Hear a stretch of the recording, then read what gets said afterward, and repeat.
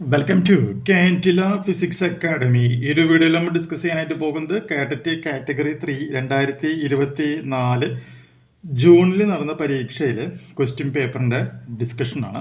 ഇതിനു മുമ്പ് ചെയ്തിട്ടുള്ള എല്ലാ വീഡിയോസും പ്ലേലിസ്റ്റിലുള്ള കാറ്ററ്റ് കാറ്റഗറി 3 മാത്സ് PYQ എന്ന് പറയുന്ന പ്ലേലിസ്റ്റിൽ അവൈലബിൾ ആണ്. ആർക്കെങ്കിലും ഓൺലൈൻ കോച്ചിങ്ങിൽ ജോയിൻ ചെയ്യാൻ താല്പര്യമുണ്ടെങ്കിൽ വാട്സപ്പ് ചെയ്യേണ്ട നമ്പർ +91 79 94 97 14 19 എന്ന് പറയുന്ന നമ്പറിൽ വാട്സപ്പ് ചെയ്യുക.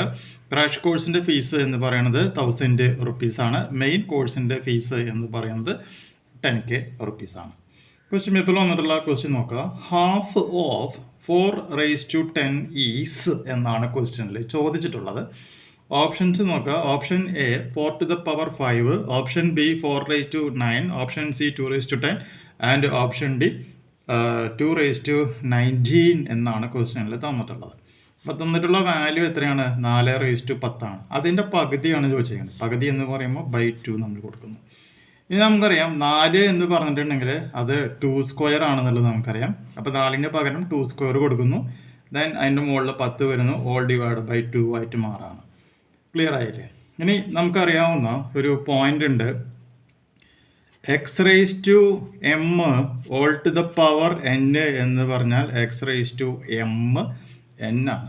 അപ്പോൾ ഇത് x⁻ എന്താണ്? m n ഫോർമാറ്റാണ്.